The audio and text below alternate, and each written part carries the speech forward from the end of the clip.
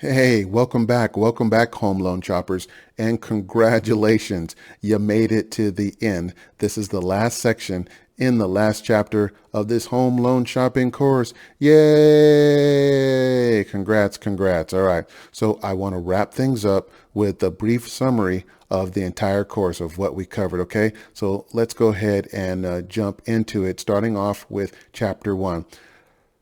Mortgage competition is fierce. It's very, very fierce. Technology has a lot to do with that. Just to give you a little bit of background, technology has pretty much leveled the playing field between the small companies and the large companies, and in some ways, actually given smaller companies more of an advantage. The biggest advantage that the larger companies have are these massive advertising budgets, which is a huge advantage, all right. But other than that, the playing field is leveled, and along with that fierce competition can come some really aggressive sales practices at a lot of these companies. So I didn't want you to make the mistake of running around calling companies asking, what is your rate? What is your rate? It's just a horrible question to open up with. And based on what I taught you in chapter one, section one, now you know why that's such a horrible question, because we all have the same interest rates, and what you're shopping for are the fees. When you open up with that, what is your rate question, man, not only is it a waste of time, but it opens you up to potentially be taken advantage of in case you run across one of those really aggressive sales tactics employing loan originators, because they'll tell you what you want to hear, tell you about that low rate, and then kind of slip the closing costs in there later. And you don't find out what the full closing costs are until you're pretty much committed to going with them, until you've spent all the time submitting an application, you had your credit pulled, and maybe even dropped a deposit for an appraisal or for a lock-in fee. So that's why I did what I did in chapter one, in section one of chapter one.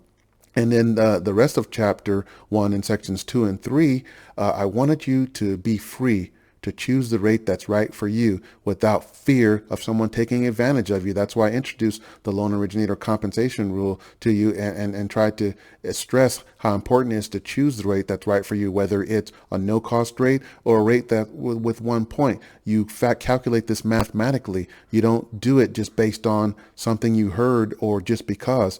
There's a reason for choosing the rate that you choose. All right. So that's what chapter one was all about, was prepping you for this. It's more of an informative chapter. Then we rolled into chapter two. Again, I wanted to give you some more background information. I don't want you just being an okay shopper. I want you to be a kick-ass shopper. I seriously do, man. And that's why I wanted you to have some more background information. I didn't have to include chapter two, but I wanted to include chapter two because I strongly believe having this additional information will make you that much more of a kick-ass shopper. So I talked about the sources of mortgage money and some pros and cons to each of those, just to give you some background information, so that will contribute to the information that you have to make an informed decision later. All right. So that rolls us into chapter three. Now, I know it's easy to find these big banks and big lenders. They're freaking advertising everywhere. I mentioned just a minute ago that they have these massive budgets. There's thousands of mortgage companies out there, but if you went online, you'd swear there's only 10 to 15 of them, because those are the people that have the budgets to advertise the most. And the sucky part about that is you don't see all of those tons of small companies out there, because those smaller companies and the brokerages, in a lot of cases, I want to say most cases, but I'm trying to be fair, I'm trying to be even, that the best deals and the best service are to be had at those small lenders and the brokerages. And yeah, I introduced some methods to finding those. I'm not saying those are the only methods that you should employ, but I'm just trying to put some more arrows in your quiver, so to speak. So that was in chapter three. It's all about finding those companies that are a little harder to find than the massive big box lenders and banks.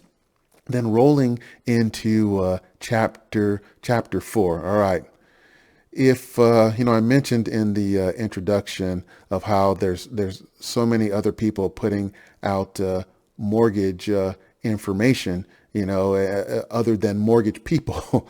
And one of those sources are like these, online magazines. I won't mention the names of these online financial websites and these magazines that have websites, and they have these staff writers, and I've seen this a handful of times where they have these articles on how to help you shop for a home loan.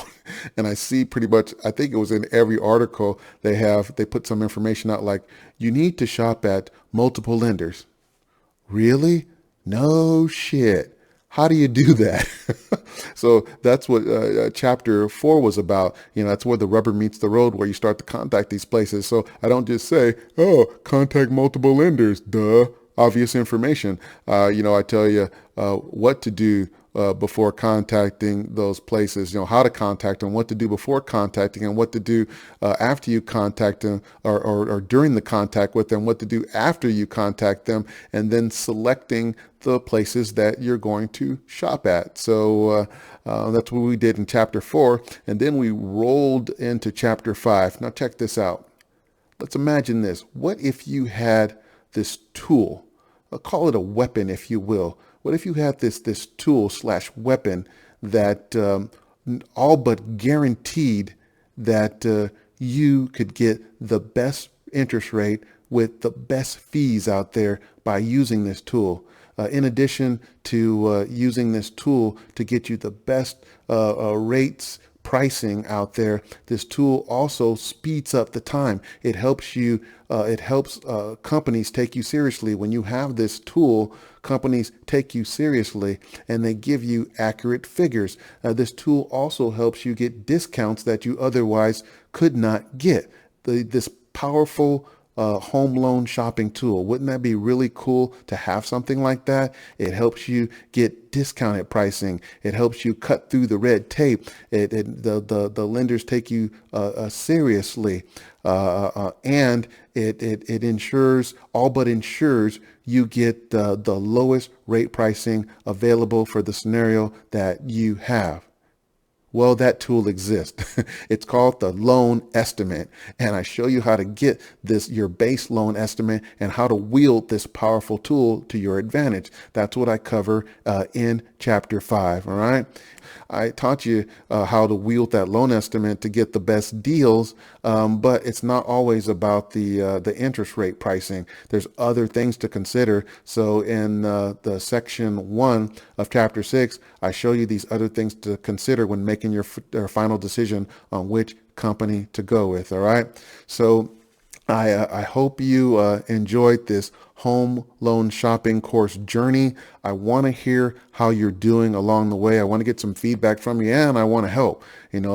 While you're going through the process, I'd love to hear from you. Hey, if you can put it in the comments of the video, questions that you have in the comments of the video, that'd be great, so everybody can learn from what you're doing. If it's a private question that you don't want to share with the world, of course, you can reach out in the contact information in my YouTube channel. You can reach out there and shoot me a private message. Otherwise, put it in the comment section so everybody can benefit. All right.